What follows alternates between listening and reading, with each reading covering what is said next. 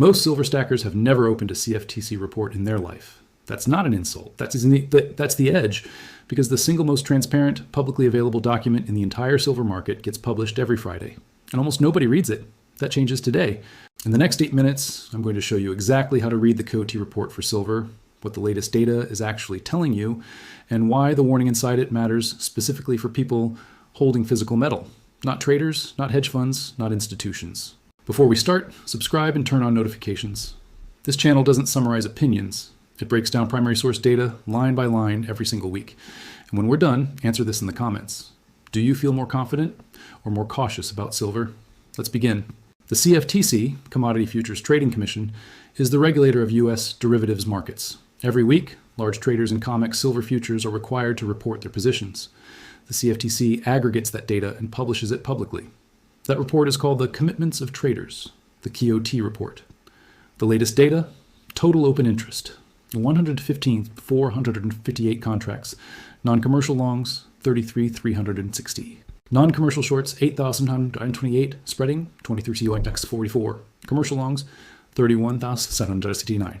Commercial shorts, 73,366. At first glance, it's just numbers, but once you understand what they represent, it becomes one of the most powerful intelligence tools in the entire market.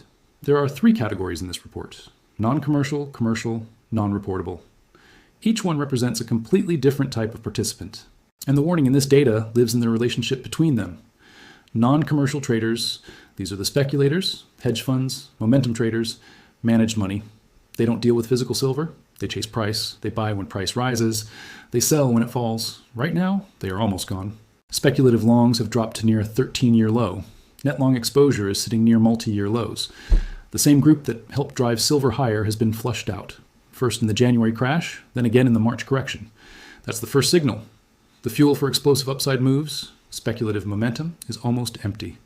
Now, the second category, commercials. These are miners, refiners, industrial users, entities connected directly to the physical market. Historically, this group is considered the smart money, and right now they are massively net short. 73,166 short contracts versus 31,789 longs. That's a net short position of 41,577 contracts. Multiply that by 5,000 ounces per contract. That's over 200 million ounces of silver sold short on paper. That's not normal positioning. That's extreme. Historically, when commercials reach this level of net short exposure, it signals a topping phase in price. But here's the critical nuance almost nobody understands. The commercial category is not pure hedging. The CFTC itself states that these positions include both hedging and speculative activity. Meaning, not every commercial short is a miner locking in production. Some of it is directional bets. So you cannot blindly treat commercials as perfect smart money. You have to interpret them in context. Now here's where things get interesting. At the same time, commercials are heavily short, speculators are at historic lows, and small traders, the non-reportables, are aggressively adding long positions. This third category matters more than most people realize. These are smaller traders, retail-like behavior, and historically they are almost always net long. But when they start aggressively increasing longs without price confirming the move, that's not strength, that's sentiment, that's belief outrunning reality. And historically, that exact setup, commercials heavily short, small traders aggressively long, speculators depleted, has preceded corrections, not rallies.